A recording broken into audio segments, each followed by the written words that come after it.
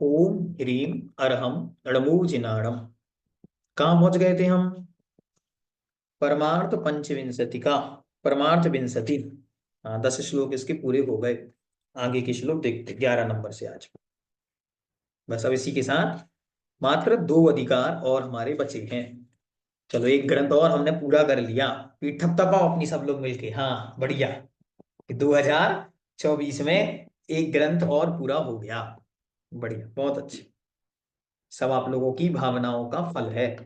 आप लोग निरंतर इसी तरह विशुद्धि बढ़ाओ, बनाए रखो, जिससे स्वाध्याय की परंपरा में बड़ा लाभ होगा।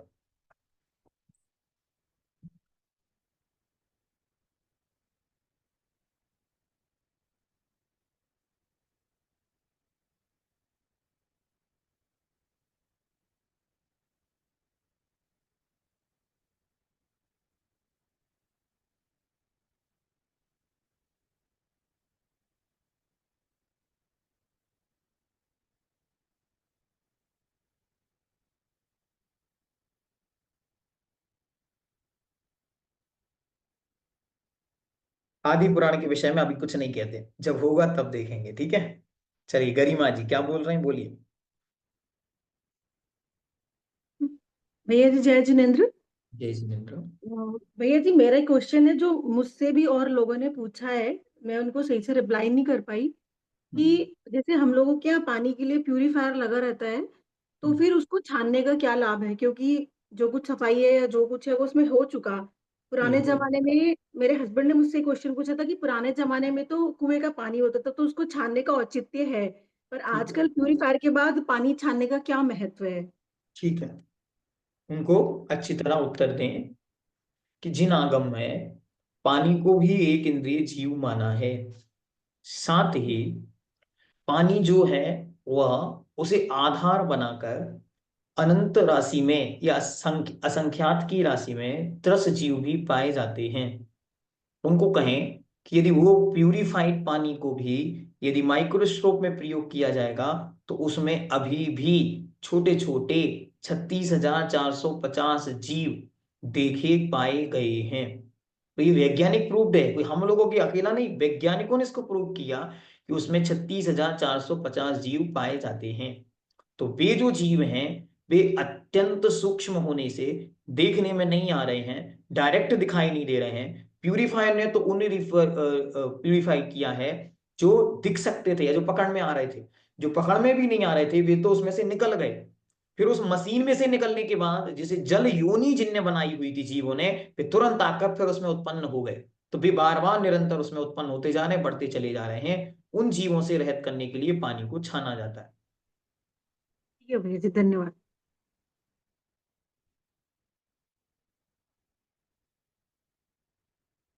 चलिए शुरू करें। नई क्लास होने से बहुत सारे लोग नहीं जुड़ पाए हैं ना, नई आईडी होने से। अब गलती हो गई मेरी कि मैंने उसको ध्यान नहीं दिया कि आप लोगों को आईडी दी नहीं दिन में, भूल गया, दिमाग निकल गया। चलो करते शुरू।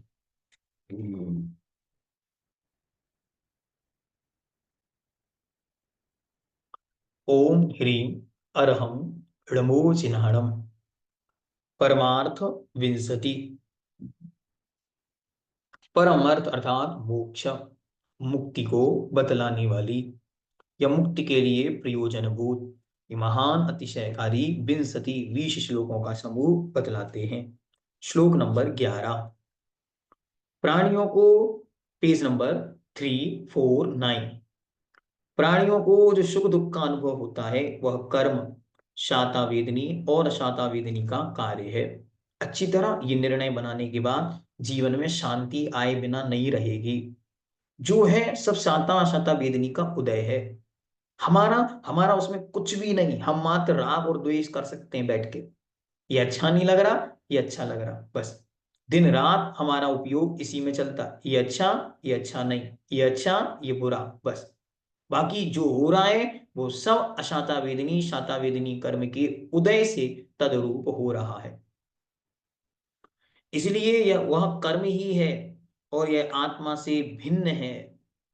वो कर्म है, वो मेरी आत्मा से भिन्न है। कर्म अलग है, आत्मा भिन्न है। आत्मा अलग है, इसलिए आत्मा स्वभावम परभाव भिन्नम। आत्मा का स्वभाव परभावों से अत्यंत भिन्न है। इस बात को जो योगी जानते हैं उनकी बुद्धि इस प्रकार के भेद की भावना का आश्रय ले चुकी है। उन योगियों के मन में मैं सुखी हूं अथवा दुखी हूं, इस प्रकार के विकल्प से मलिन कला कहां से स्थान प्राप्त कर सकती है। अर्थात उन योगियों के मन में वैसा विकल्प कभी भी उदित नहीं होता। ना मैं सुखी हूं ना मैं दुखी हूं, क्योंकि मैं इन सुख दुख जो इंद्रिय जन्य सुख दुख हैं इनसे मैं आत्मा बहुत ऊपर उठ चुकी हूं। और ये सब सांसारिक विकल्प मात्र हैं। न मैं इन रूप हूं, न ये मुझ रूप हैं। मैं तो इनसे सर्वथा भिन्न अन्य कुछ और हूं। व्यवहार मार्ग में स्थित हम लोग भक्ति में तत्पर होकर जिन देव जिन प्रतिमा गुरु मुनिजन और शास्त्र आदि सबको मानते हैं, परंतु निश्चय से अभेद अद्वैत का आश्रय लेने से प्रकट हुए चैतन्य गुण से प्रकाश में आई हुई बुद्धि के विस्तार रूप तेज से सहित हमारे लिए केवल आत्मा ही एक उत्कृष्ट तत्व रह जाता है। कितनी सुंदर पंक्ति है। व्यवहार में बाह में जब हम भक्ति में आते हैं तो नवदेवता अनंत कालीन तीन काल के जिनवरा तीन काल के सिद्ध ऐसे जो अभी नरकों में है लेकिन भविष्य में तीर्थंकर बनेंगे, उन महापद्म महास्वामी को भी यहीं से हम नमस्कार करते हैं। लेकिन जब हम निश्चय में आते हैं, जब आत्मा में डूब जाते हैं, तो मात्र एक आत्मा ही वहां हमारे लिए आराध्य होता है। वह आत्मा ही आराधना होता है, वह आत्मा ही साध्य होता है, वह आत्मा ही साधना होता है। उस आत्मा के अलावा अन्य किसी से हमारा कोई प्रयोजन नहीं होता है। ऐसी उत्कृष्ट स्थिति को वह प्राप्त हो जाता है। इसका विशेषार्थ देखते हैं। जीव जब तक व्यवहार मार्ग में स्थित है तब तक वह जिनेन्द्र भगवान और उनकी प्रतिमा आदि को पूज्य मानकर यथा योग्य उनकी पूजा आदि करता है। उससे उससे पुण्य कर्म का वर्धन होता है, बंद होता है, जो निश्चय मार्ग की प्राप्ति का साधन बनता है, जिसे परंपरा से मोक्ष का कारण कहा। क्योंकि पुण्य नहीं होगा तो खांसी आ गई, बीमारी हो गई, अब क्या करेगा, बैठ के खांसता रहे। हो गई साधना, हो गया ध्यान, कर ले सामायिक, कुछ नहीं हो सकता। तो अच्छी तरह पुण्य का उपयोग बना रहे जिससे मेरा धर्म मार्ग निर्बाध गति से अच्छी साधना कर सकूं। पश्चात जब वह निश्चय मार्ग पर आरूढ़ हो जाता है, तब उसकी बुद्धि अभेद अर्थात अद्वैत एक में आश्रय को ले लेती है। वह यह समझने लगता है कि स्त्री, पुत्र, मित्र तथा जो शरीर निरंतर आत्मा से संबद्ध रहता है, वह भी मेरा नहीं है। मैं चैतन्य का एक पिंड हूं, उसको छोड़कर अन्य कुछ भी मेरा नहीं है। इस अवस्था में उसके पूज्य पूजक भाव का भी द्वैत नहीं रहता।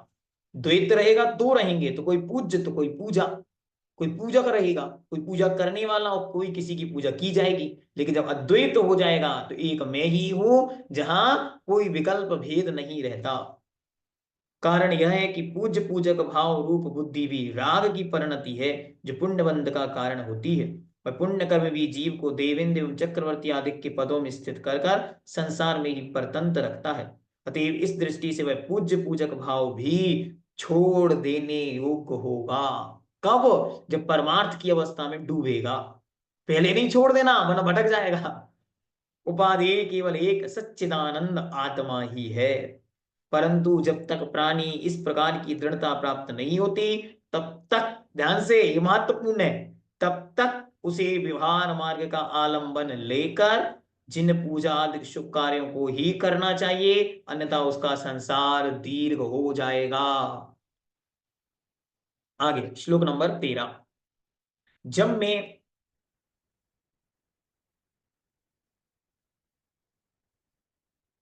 जब मैं मोक्ष विषयक उपदेश से बुद्धि की स्थिरता को प्राप्त कर लेता हूं, तब भले ही वर्षावास मेरे हर्ष को नष्ट करे, विस्तृत महान शैत्य अर्थात सर्दी शरीर को पीड़ित करे, घाम अर्थात सूर्य का ताप सुख का हरण करे, डांस मच्छर क्लेश के कारण होवे, अथवा और भी बहुत से परिचय रूप सुभट्ट योद्धा मेरे मरण को भी प्रारंभ कर दें, तो भी मुझे कुछ भी भय नहीं है।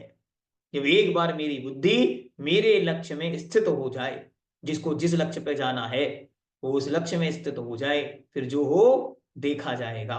लगन तुमसे लगा बेटे, अब जो होगा देखा जाएगा। बाकी सब चीजों को पीछे छोड़ देता है। सर्दी, गर्मी, बरसात, कितनी भी विघ्न उपस्थित हो रहे हैं, परेशान कर रहे हैं, लेकिन उनसे वह अपने चित्त को परेशान नहीं करता। जो शक्तिशाली आत्मा रूप प्रभु चक्षु आदि इंद्रिय रूपी किसानों से निर्मित ग्राम को मरा हुआ समझता है। ये सब क्या है? कर्णक ग्राम। एक कर्ण अर्थात इंद्रिय रूपी ग्राम, गांव है, ये सब क्या हो गए हैं? मरण को प्राप्त हो गए हैं। तथा जो ज्ञान रूप बलवान शत्रु के द्वारा रूप आदि विषय रूप कृषि की भूमि से भ्रष्ट कराया जा चुका है, फिर भी जो कुछ होने वाला है उसके विषय में इस समय चिंता नहीं करता। इस प्रकार से वह संसार को नष्ट हुए के समान देखता है। अब उसे किसी और के उपयोग में देखना ही नहीं, इंद्रियों में और इंद्रियों के प्रयोजनों से कोई प्रयोजन नहीं। जो हो रहा है बस उसे एक टक शाश्वत दृष्टि से अपनी चित्त की प्रसन्नता से, प्रफुल्लता से देखता है बस। जिस प्रकार किसी शक्तिशाली ग्राम के स्वामी यदि अन्य प्रबल शत्रुओं के द्वारा खेती की योग्य भूमि छीन ली जाती है, तो वह अपने किसानों से परिपूर्ण उस गांव को मरा हुआ सा मानता है। सारा गांव भरा है लेकिन हमारी भूमि नहीं बची, तो हम क्या करेंगे? इसलिए कई लोग इस प्रकार का जान के आत्महत्या को प्राप्त हो गए। क्या करेंगे, हमारा क्या प्रयोजन? फिर भी वह भवितव्य को प्रधान मानकर उसकी कुछ चिंता नहीं करता।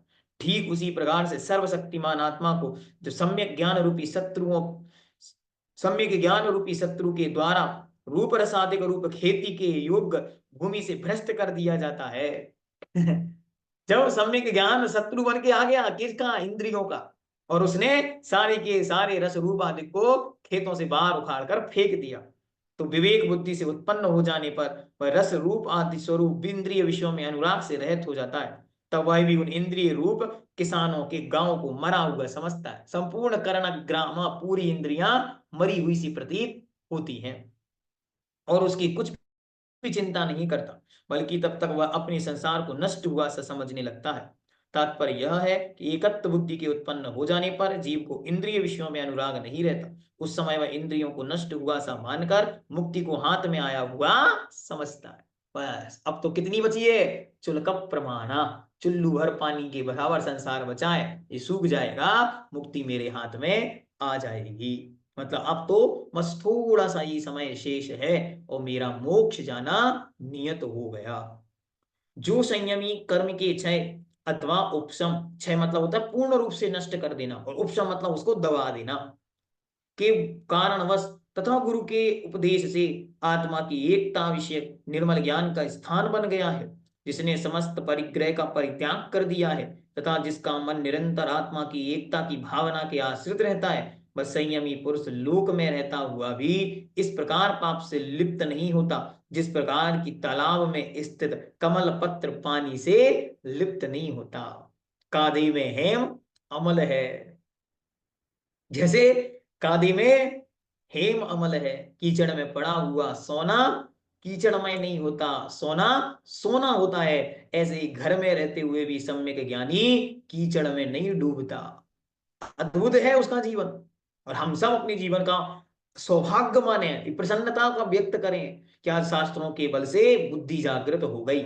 शैत्य पीड़ा दे रहा है, हाँ शीतलता, कंबल में जाओ सो जाओ, लेकिन बुद्धि कह रही है नहीं, अभी स्वाध्याय काल है, अभी सोना तो है ही। हाँ आगे 10 बजे से सुबह 6 बजे तक सोने का ही काल तो है, तब सो लेना, अभी जागो। तो रात्रि में भी जाग रहा है किसके लिए? आत्म विभूति को प्राप्त करने के लिए। तो ऐसा वह संयमी संसार में रहते हुए भी संसार से ऊपर उठ जाता है। नगर नारी को प्यार यथा कादे में हेम अमल है। गुरु के चरण युगल के द्वारा मुक्ति पदवी को प्राप्त करने के लिए जो निर्ग्रंथता दिगंबरत्व दी गई है, उसके निमित्त से उत्पन्न हुए आनंद के प्रभाव से मेरा मन इंद्रिय विषय जनित सुखों को दुख रूपी ही मानता है। ठीक है, प्राप्त हुआ खल, खल किसे कहते हैं? तो तेल के निकल जाने पर तिल आदि का जो भाग बचता है, जिसे गाय को खिलाया जाता है, खली का टुकड़ा, पिण्याक खंडकम, याद आया? स्टोपदेश भगवान पूज्यपाद देव कह रहे हैं कि एक तरफ तो चिंतामणि रत्न और एक तरफ खली का टुकड़ा, पिन्याक खंडकम। तो तब तब तक ही स्वादिष्ट प्रतीत होता है जब तक कि अतिशय मीठी मिश्री शक्कर मिश्री तृप्ति को करने वाली नहीं होती। वो खली का टुकड़ा भी खाते हैं लोग, हाँ मलाई निकाल दी, उसमें से सारा का सारा घी निकाल दिया, उसके बाद का भी खा लेंगे, लेकिन जब कोई अच्छी मिश्री दे खिला दे तो उसका स्वाद फीका पड़ जाता है। वैसे ही ये संसार में जब तक 12 वर्षीय पाठ्यक्रम में स्वाध्याय नहीं किया था, तब तक संसार में मोबाइल पे अच्छी चीजें लगती थी। अब कोई चीज अच्छी नहीं लगती, उपयोग कहीं और चला गया। ये क्या हो गया? सारा संसार खली का टुकड़ा है और हमारा जिन आगम मिश्री है। तो जिन आगम मिला तो खली का टुकड़ा फीका लगने लगा। सारे संसार के सीरियल बंद हो गए। हाँ टीआरपी गिर रही होगी उनकी, तो उनसे पूछो कौन गिरा रहा है? बोले 12 वर्षीय पाठ्यक्रम गिरा रहा है। ये माताएं तो सारी की सारी स्वाध्याय में लीन हो गई, स्वयं नहीं देखती और दूसरों को देखने नहीं देती। भैया स्वाध्याय का समय, टीवी बंद करो। तो न खुद देखते ना दूसरों को देखने देते। तो ऐसे अद्भुत यह जीवन का उपयोग हो गया। ठीक, आगे। अतिशय निर्मल ध्यान के आश्रय से विस्तार को प्राप्त हुए निर्ग्रंथता जनन आनंद जनित आनंद के प्राप्त हो जाने पर खोटे ध्यान से उत्पन्न इंद्रिय सुख स्मृति का विषय कहां से हो सकता है? एक बार निर्ग्रंथता के साथ जिन्हों को महान आनंद मिल गया, उन्हें बाहर के आनंदों में कोई आनंद नहीं आ रहा, सब आनंद फीके हैं। अर्थात निर्गंधता जन्य सुख के सामने इंद्रिय जन्य सुख तुच्छ प्रतीत होते हैं, अतः उसकी चाह नष्ट हो जाती है। ठीक है, उत्पन्न हुई वायु के द्वारा प्रकट की गई अग्नि की ज्वाला से भयानक ऐसे घर के भीतर से निकलकर शीतल बावड़ी को प्राप्त करता हुआ सा बुद्धिमान मनुष्य फिर से उसी जलते हुए घर में प्रवेश नहीं करता। क्यों करेगा? इसी वो विषयों की अग्नि से एक बार बाहर निकल गया, अब दुर्लभतम इसे जानकर वापिस विषयों की अग्नि में प्रवेश नहीं करता। मोह के उदय से जो मोक्ष के विषय में अभिलाषा होती है, वह सिद्धि मुक्ति को नष्ट करने वाली है। मुक्ति की भी कामना वे नहीं करते, क्योंकि मोक्ष की कामना भी मोक्ष में बाधा डालती है। इसलिए भूतात सत्यात तथा निश्चय को ग्रहण करने वाला मुनि क्या किसी भी पदार्थ के विषय में इच्छा युक्त होगा? अर्थात नहीं होगा। वे मोक्ष की भी इच्छा न करें ऋषिराज, ऐसे भावलिंगी को नमन बार बार। ग्रंथ मतलब होता है परिग्रह, ग्रंथि, गठान, कषाय, उससे रहित जो हो जाते हैं उनको कहते हैं निर्ग्रंथ। मतलब मुनि मुद्रा। इस प्रकार मन में उपर्युक्त विचार करके शुद्ध आत्मा से संबंध रखते हुए साधु को परिग्रह से रहित होकर निरंतर तत्व ज्ञान में तत्पर रहना चाहिए। 19 नंबर, चैतन्य स्वरूप आत्मा के चिंतन में मुमुक्षु जन के रस नीरस हो जाते हैं। सम्मिलित होकर परस्पर चलने वाली कथाओं का कौतूहल नष्ट हो जाता है। खूब बातों में आनंद आता था, शाम के समय बंद हो गया। अब आनंद एकांत में आ रहा है, स्वाध्याय में आ रहा है, बाहर का विकल्प समाप्त हो गया। इतने बजे क्या करते थे, फोन लगा लिया, किसको, मायके ससुराल, अच्छा मायके ससुराल कोई नहीं लगाता, मायके फोन लगा लिया और 2 घंटे आराम से व्यतीत हो गए। अब क्या हो रहा है, वही समय वहां के कौतूहल से, संसार की कथाओं से इस ओर लग गया। लोग कहते हैं अब पहले मंदिरों में चर्चाएं होती थी अचार पापड़ की, अब वो बंद हो गई। अब पूछते हैं भाई कितना स्वाध्याय हो गया, कौन की कक्षा पढ़ रहे हो, क्या विषय चल रहा है, कितनी गाथाएं याद हो गई, तो विषय बदल गया, संसार की कौतूहल नष्ट हो गई, इंद्रिय विषय लीन हो जाते हैं, शरीर के भी विषय में प्रेम अंत हो जाता है, एकांत में मौन प्रतिभासित होता है, तथा वैसी अवस्था में दोषों के साथ मन भी मरने की इच्छा करता है। मन को लगता है अब क्या जी के करेंगे, ये कहीं जाते ही नहीं, बस दिन रात एक काम है, स्वाध्याय करो, हाथ पे हाथ रख के बैठ जाओ। तो मन कहता है अब मर गए क्या करेंगे, मन का कोई उपयोग बचा ही नहीं। तो मन को लगता है अब तो हम मर गए। इन्होंने लिखा कि एक बार मन से पूछा कि रे मन, तो भगवान की भक्ति में लगता क्यों नहीं, मैं स्वाध्याय करने बैठता हूँ नींद आने लगती, माला लेके बैठता हूँ नींद आने लगती, कुछ समझ में नहीं आता, ये मन तू लगता क्यों नहीं भगवान की भक्ति में। मन कहता है मुझे पता है इस भक्ति का रस, मुझे पता है एक बार यदि इसको लग गया तो मैं मर जाऊंगा, ये पलट के भी नहीं देखेगा, इसीलिए मैं नहीं लगता, क्योंकि मुझे पता एक बार इनका रस इनको आने लगा, एक बार इनका चित्त उसमें डूब गया, फिर मैं जीवन भर माला फेरता रहूं कि चलो घूमने, ये घूमने नहीं जाएगा। इसलिए मन को डर है कहीं मैं मर ना जाऊं, इसलिए मन भगवान की भक्ति में लगता नहीं। इसलिए जब आपका मन नहीं लगे तो सोचना कि आज मन पे दया आ गई, मन बच जाएगा। मन को मरने का भय है, कहीं मैं मर ना जाऊं। जो तत्व शुद्ध निश्चय की अपेक्षा वचन का अविषय अवक्तव्य तथा नित्यत्व आदि सब विकल्पों से रहित है, वही शिष्यों को देने के विषय में अर्थात शिष्यों को प्रबोध ज्ञान कराने के लिए व्यवहार मार्ग में पढ़कर वचन का विषय भी होता है। सुनो, आत्मा क्या है, वो आत्मा अविषय भूत है, अवक्तव्य है, अनिर्वचनीय है। वो परमार्थ क्या है, अनिर्वचनीय है, कहा नहीं जा सकता। लेकिन मुझे पता है बिना कहे ये जानेंगे कैसे, इसलिए कह रहा हूं, शिष्य प्रबोधाय, मात्र शिष्यों को समझाने की दृष्टि से। बाकी बाकी वह विषय नहीं है, मुझे क्या अनुभूति हुई है वह अनुभूति मैं किसी को बता नहीं सकता, लेकिन फिर भी बता रहा हूं। क्यों नहीं बताऊंगा तो लोग कहेंगे कैसे होती है, ये मार्ग तो बताओ कम से कम, इसीलिए उन्हें बता रहा हूं। उस आत्म तत्व का विवरण करने के लिए ना तो मुझे वैसी प्रतिभाशालीता निपुणता है और ना ही उस प्रकार का ज्ञान ही है। अतः मुझ जैसे मंद बुद्धि मनुष्य मौन का आलिंगन लेकर ही स्थित रहता है। जब ज्यादा कुछ नहीं जानते तो मौन रे लो, बस यही अपना हित है।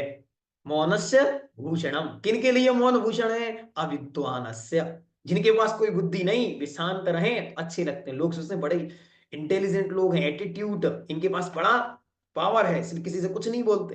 क्यों, हम कुछ जानते ही नहीं। तो आत्मा के विषय में हमको कुछ नहीं आता, इसलिए हम तो मौन धारण कर लेते हैं। बस यहीं तक परमार्थ विंशति आपको कह दी। पंचनंदी पंचविंशतिका के 23 अधिकार आपके पूरे हो गए। कैसा लग रहा है, अलौकिक आनंद है। हाँ, सपने में भी नहीं सोचा था एक ग्रंथ हम लोग पूरा पढ़ लेंगे, और इतना बड़ा ग्रंथ, जिस ग्रंथ को देखते ही ऐसा लगता था ये ग्रंथ पढ़ने लायक भी है, कैसे होगा। वो ग्रंथ ऐसी सुगमता से आज पूर्णता की ओर जा रहा है और शीघ्र अतिशीघ्र पूरा हो जाएगा। तब और आश्चर्य उत्पन्न होगा, इतना बड़ा ग्रंथ हम लोग पढ़ गए, हाँ पूरा पढ़ लिए, इतना आनंद के साथ, और ऐसे नहीं बोर होकर।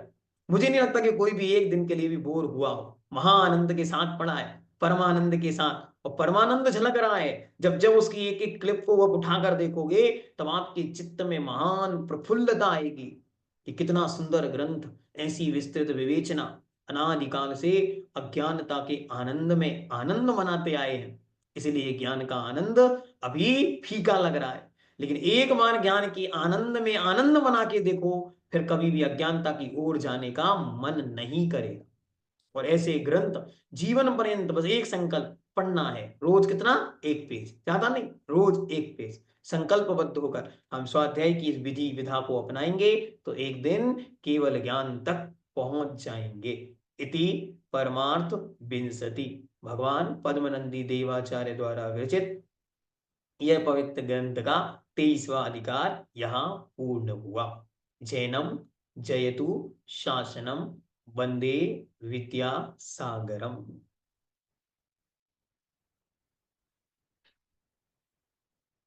चलिए, अंतिम 2 अधिकार है ना। हाँ, क्योंकि एक तो अपन पढ़ चुके शरीर अष्टकम, अच्छा एक स्नान अष्टकम है और एक ब्रह्मचर्य अष्टकम, 2 अष्टकम बचे हैं। बहुत अच्छा, आप लोगों की प्रशंसा करनी होगी, तारीफ कि आप लोगों ने बहुत अच्छा काम किया। शशि जी जल्दी जल्दी प्रश्न पूछेंगे क्योंकि समय बहुत हो गया। हेलो जय जिनेन्द्र भैया। जय जिनेन्द्र। भैया क्या भव्य और अभव्य जीवों की संख्या निश्चित होती है? नहीं, अभव्य जीव ऐसे कौन से पाप किए हैं जो कि वो भव्य क्या वो अभव्य भव्य बन सकते हैं वे? ना अभव्य भव्य बन सकते हैं, ना भव्य अभव्य बन सकते हैं। जो अभव्य हैं वे अभव्य ही रहेंगे, जो भव्य हैं वे भव्य ही रहेंगे।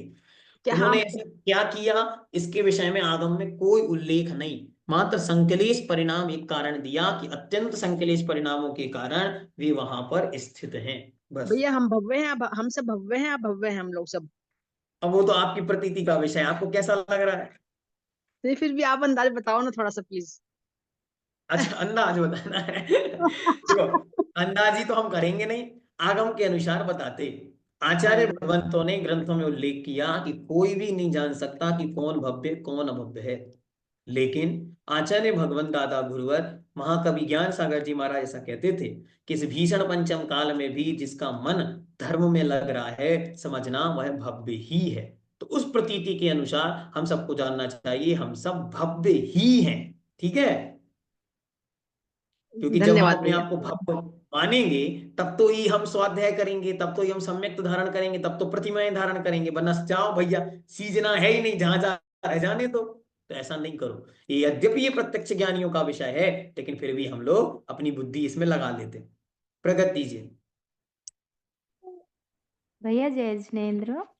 जय जिनेन्द्र। भैया जी हमने इतने सारे अधिकार पढ़ लिए, 23 अधिकार हो गए हैं। आपकी आवाज और नहीं आ रही। हेलो भैया जी जय फिर से। जिनेन्द्र। जय जिनेन्द्र। भैया इतने अधिकार पढ़ लिए हमने, 23 अधिकार हो गए हैं और 20 श्लोक पढ़ लिए। पढ़ते जा रहे हैं, बहुत अच्छा लग रहा है, लेकिन इसके प्रश्न उत्तर कैसे हम आएंगे, कुछ हमको बताइए आप कैसे। टेंशन नहीं लेने का, जितना हमने ग्रंथ पढ़ लिया बस वो पढ़ते जाओ, मन में विषय बनाओ। प्रश्नोत्तर के लिए तो केवल एक कक्षा काफी है, 90 प्रश्न हम बोल देंगे, आप लोग लिख लोगे, बैठ के लिखते रहना। उसके बाद हम नहीं मिलेंगे, हम आपको केवल 2 दिन और मिलेंगे, शुक्रवार और शनिवार। उसके बाद आपकी छुट्टी है। फिर आप लोग अपना अपना नोट्स बनाते रहना और पढ़ते रहना, ठीक है। चलिए, गरिमा जी। मेरी जय जिनेन्द्र। जय जिनेन्द्र। मेरी जैसा अभी आपने बोला कि जब से स्वाध्याय करने लगे तो वो सब मतलब मन बदल गया, तो भैया जी मेरे मेरे साथ हुआ तो मैं बताती हूँ। हम्म। मुझे गाने सुनने का बहुत शौक था, फिल्मी गाने पहले हम्म। बहुत सुनती थी। लेकिन जब से ये स्वाध्याय करना शुरू किया भैया जी, मन ही नहीं करता है वो सुनने का। जब भी शेड्यूल बदल यूट्यूब गया, बहुत अच्छा। जब भी यूट्यूब पे लगता है तो मन करता है कोई स्तुति सुन लें, भजन सुन लें, किसी स्तुति का अर्थ सुन लें, या अपना ये जो विषय पढ़ रहे हैं ये सुन लें। तो ये सच में बहुत बड़ा चेंज आया है, इंटरेस्ट ही चेंज हो गया है। और इसका और बहुत बड़ा क्रेडिट आपको जाता है। अरे भाई, मेरा कुछ भी नहीं, जो है सब क्योंकि आप पद्मनंदी महाराज का। चलिए, प्रमीला जी। जय जिनेन्द्र भैया जी। जय जिनेन्द्र। ये हम लोगों को पांच तक का तो आपने भेजा था वीडियो, और उसका जो स्टार्टिंग हम लोगों की ये हुई थी उसके बाद बाद वाले नहीं मिल रहे हैं भैया जी। ठीक है, वो कल हम अपडेट कर देंगे, अपडेट नहीं कर पाए हैं, अपडेट कर देंगे, ठीक है ना। रोज एक एक भेज रहे थे, लेकिन पता नहीं फिर क्यों उपयोग में नहीं आया, नहीं भेजे। चलिए, सुरेखा जी मंजलेकर। जय जिनेन्द्र भैया जी। जय जिनेन्द्र। भैया जी मेरे 2-3 प्रश्न थे। मिथ्या दृष्टि उत्तम मध्यम जगन्य को आहार देके देव पर्याय कैसे प्राप्त हो जाएगा? नहीं, देव पर्याय के लिए नहीं कहा। जब उत्तम मध्यम जगन्य पात्र को आहार देगा और यदि हाँ वह हाँ। सम्यक दृष्टि होगा तो देव पर्याय को प्राप्त करेगा। सम्यक नहीं, दृष्टि नहीं होगा तो भोग भूमि को प्राप्त करेगा। 99 पेज में लिखा हुआ है, वो पढ़ा मैंने। हाँ, क्या लिखा, फिर से बताएं। मिथ्या दृष्टि जब उत्तम मध्यम जगन्यों का आहार देता है तो वो उत्तम भोग भूमि में मध्यम भोग भूमि में उत्पन्न होता है और देव पर्याय को प्राप्त होता है। नहीं, देव पर्याय को प्राप्त होता है, मतलब वहां पर अवनात्रिक देवों के में उत्पन्न होता है। ठीक है भैया। और ये जीव पाप किन स्थानों से करता है? ये सिर्फ 9 स्थान लिखने हैं या 108 स्थान लिखने हैं? 108 भी लिख सकते, 9 भी लिख सकते, कोई दिक्कत नहीं। हाँ, और भैया जी वो आपने वीडियो भेजा है ना, उसमें एक जगह थोड़ी मिस्टेक हो गई है। ये है ना, धर्म तीर्थ के प्रवर्तक भगवान ऋषभ देव की जगह राजा श्रेयांश हो गया है, थोड़ा गलती से हो गया होगा। ठीक है, उसको आप लोग कमेंट में वहां पे नीचे लिख दीजिए तो हम कमेंट को टाइप कर देंगे, सुधर जाएगा। हाँ, और भैया जी इस पद्मानंदी ग्रंथ के ना 14 तक के प्रश्न आ गए हैं वीडियो में, 15 से आगे नहीं है भैया जी। जो वीडियो आपके पास है वो हमको भेजिए ना। आज हम कुछ कर रहे थे काम, लेकिन हमारा काम पूरा नहीं हो पाया। अगर कुछ काम हो जाएगा तो 1-2 दिन में जल्दी हम कर देंगे, ठीक है ना। हाँ, और क्लास नहीं बंद करना भैया जी, हम कैसे पढ़ेंगे? अभी देखो, देखते हैं। अभी तो जितना चल रहा उतना तो चलने दीजिए, फिर देखते हैं ना। ठीक है भैया जी। चलिए, शशि जी सराफ। भैया जी जय जिनेन्द्र। भैया जी निश्चय पंचाशत रह गया अभी अपना विषय। इससे 50 की 7 वीडियो रिकॉर्डेड हैं, वो आपको हाँ, क्रम एक दिन मिलेंगी। और एक ये वाला क्वेश्चन है, कल परसों किसी ने आज मुनिश्री से पूछा था सागर में, भव्य और अभव्य का क्या भव्य नहीं बन सकते? तो उन्होंने कहा नहीं, वो सारा विषय क्लियर है, उसके विषय में कोई चर्चा नहीं करनी। हाँ सरिता जी जल्दी। जय जिनेन्द्र भैया जी। जय जिनेन्द्र। पहले तो ये कहना भैया जी कि आपका साथ हम लोग छोड़ना नहीं चाहते हैं। नहीं तो साथ नहीं छूटेगा, जो विषय आपको दे दिया उस विषय को रिपीट करके आप पढ़ते हाँ रहिए। हाँ, अभी तो आप क्या, बराबर अपना साथ हमारे साथ बनाए रखेंगे। और हम लोग दूसरी तो, बात ये भैया जी, सुनिए, अब अपना साथ कब तक है? केवल ज्ञान तक, ठीक है। बराबर बना रहेगा, कहीं ना रहा, जहां रहे वहां बना रहेगा, उसमें क्या दिक्कत है? इतने आपने रस से इतने अच्छे से पढ़ाया कि ये कि शुरू में पद्मनंदी शास्त्र जी में देखते ही मेरा दिल कांपने लग जाता था कि कैसे पढ़ना है इसको। आपका ही नहीं, सबका। जिसने पहली बार इसको देखा था, जो हाँ, जो अभी वर्तमान में 7वें वर्ष में है, वो लोग जब पहली बार इनको ग्रंथ उनको दिया गया था, घर भेजा, उनके घर भेजे ये ग्रंथ, तो वो लोग देख के डर गए। बोले कि अभी अभी तक तो द्रव संग्रह, रत्न कंडक, पतली पतली किताबें थी, 50-50, 100-100 पेज की किताबें थी, और ये सीधा सीधा 300 पेज की किताब, ये क्या चल रहा है? तो मजाक कर रहे हैं, ऐसा करके लोग बहुत डर गए थे। फिर धीरे धीरे उनको समझाया गया, बहुत काम हुआ। चलिए रेखा जी, अच्छा एक बात और बोलनी, हाँ बोलिए, माइक ओपन करके बोलिए। हाँ, ये आदिनाथ पुराण का स्वाध्याय कर रहे थे भाग 2 का, तो उसमें आया है कि जब जयकुमार जी सुलोचना जी से शादी कर ले, मतलब उनका विवाह हो जाता है, तो अर्क कीर्ति नाराज हो जाते हैं। तो जो युद्ध जयकुमार की चलती है तो उसमें स्त्री सेना भी थी, तो क्या उस समय स्त्रियों को सेना में भर्ती करते थे? हाँ, हो सकता, क्यों नहीं हो सकता। देखिए, आपने यहाँ स्त्री को रत्न के रूप में भी रखा है, तो स्त्री सेना होने में कोई आपत्ति नहीं, हो सकती। अच्छा, मेरे मन में यही शंका आया था कि क्या उस समय भी स्त्रियां मतलब इतनी बराबर थी कि सेना में भी जा सकती थी? हो सकती, कोई आपत्ति नहीं। रेखा जी जल्दी। जय जी भैया जी। जय जिनेन्द्र। भैया जी ये देव संग्रह की 10 बाकी लोग अपने प्रश्न लिख के रख लो, अब समय हो गया है ना आज। हाँ जल्दी बोलिए। जीव का परिमाण रहता है, तो क्या कहते हैं विग्रह गति में जो जीव रहता है तो उसका देह परिणाम कैसा रहता है? एक प्रश्न कल पूछना है ना, क्योंकि अभी इसका उत्तर नहीं दे पाएंगे। हाँ साधना जी जल्दी, अंतिम प्रश्न। भैया जी बस आपके उपकार अनंत है, तो यही बोलना था हाँ। कि आपसे कैसे, यानी हम आपको मैसेज कर सकते हैं क्या? आप उत्तर देंगे क्या देखो, हमारे मैसेज के? कल क्लास होगी, 2 अधिकार हम बचेंगे, वो पढ़ेंगे। शनिवार को फिर एक क्लास होगी आपकी, फिर उसके बाद हम बाहर जा रहे हैं, तो हो सकता है बीच में क्लास ना हो। सुबह जब हम लौट के आएंगे तो फिर एक क्लास आपकी होगी, उस दिन आपको सब बता देंगे कि 2025 का हमारा और आपका क्या प्लान रहेगा, ठीक है। तो आप लोग निरंतर करो, आराम से पढ़ो, ठीक है। कल कुछ दिन के लिए बाहर जा रहे हैं 24 से, इसलिए उस समय पे हम आपके साथ नहीं मिल पाएंगे। फिर उसके